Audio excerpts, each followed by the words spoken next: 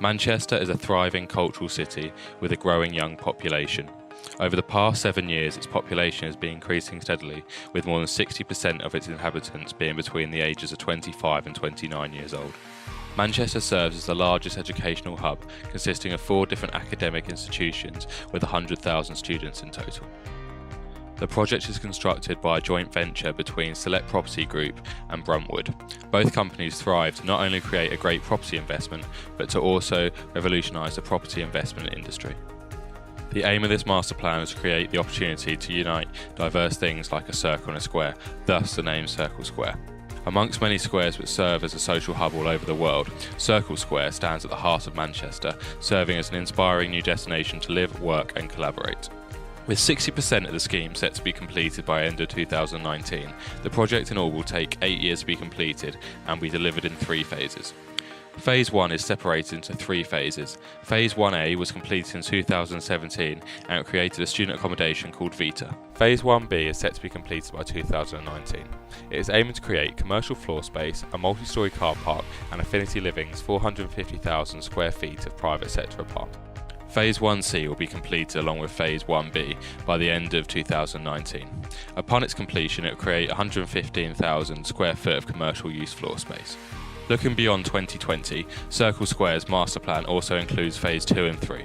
They consist of 2 commercial buildings that will create together 826,000 square foot of commercial floor space.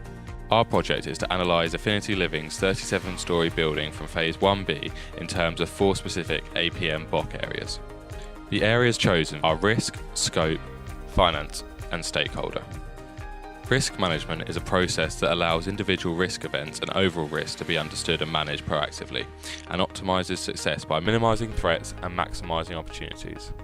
The client, Select Property Group, opted for a design and build project contract which allowed them to transfer most of the risk to the main contractor. At the beginning of a project's life cycle, they conducted a risk management workshop to ensure that most of the risks were identified and mitigated in the risk register. We have monthly logistic workshops with all the contractors on here that I attend as well.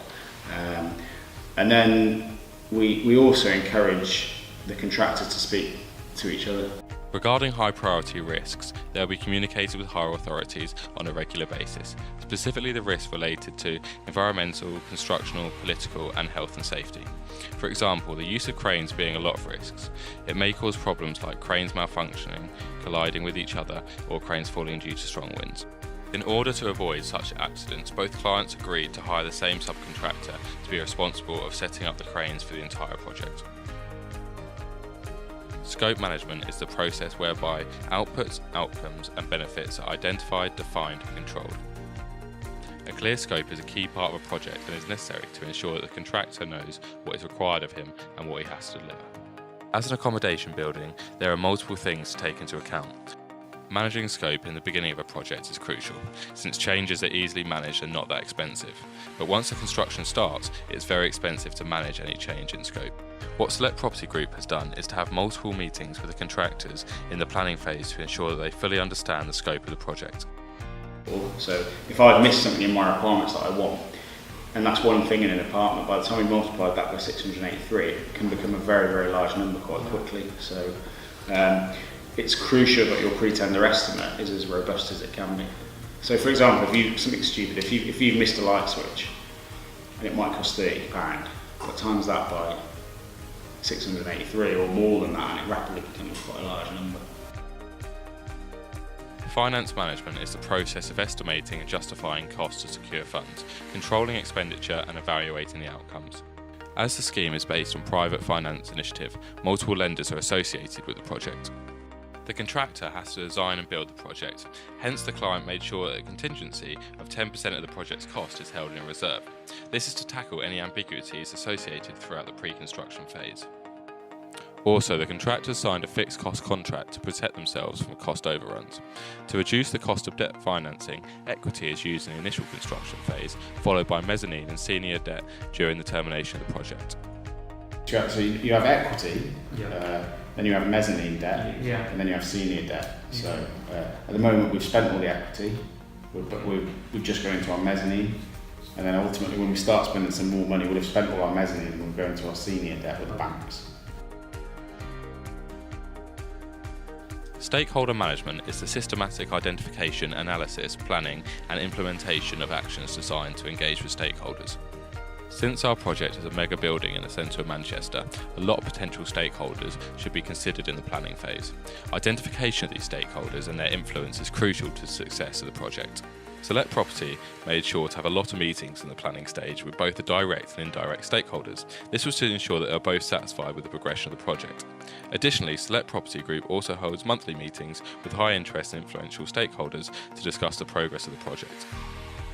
Network Rail and the railway line, which you might look at it and think, oh, that's nowhere near this site, but it's even within the collapse radius. So if any of those, well, 4 of those tower cranes ever collapsed, they could in theory strike the railway line. So we have to have agreements with Network Rail around the design of those cranes. For the betterment of the project, we have created a list of recommendations that could benefit the project. We separated these recommendations into 5 different sections. Nail down project details. It is crucial to have a crystal clear idea of the end result from the beginning of the project. Listen and engage.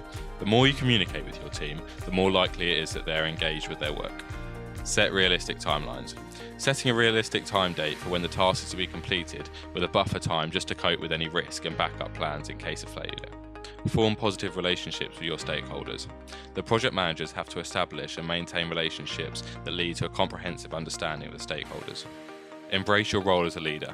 The project manager is the captain of the ship, and by initiating creativeness, encouragement and embracing new ideas, they have to ensure that the ship does not sink. Being a large group of 14 team members, a lot of lessons have to be learned when initially adjusting to the group.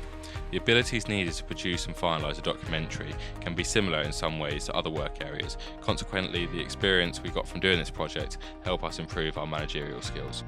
One important lesson learnt from working on this project is the importance of communication. Initially, communication between our team was something we struggled with, but to accommodate for this issue, we held a meeting which allowed us to clarify each member's role in order to complete the documentary. While working on this project, we also learnt the importance of team management and time management. As we are all enrolled in other subjects, there are many assignments that we had to work on alongside the documentary. Thus, dividing the work equally to all team members and having a proper schedule to follow helped us work more efficiently.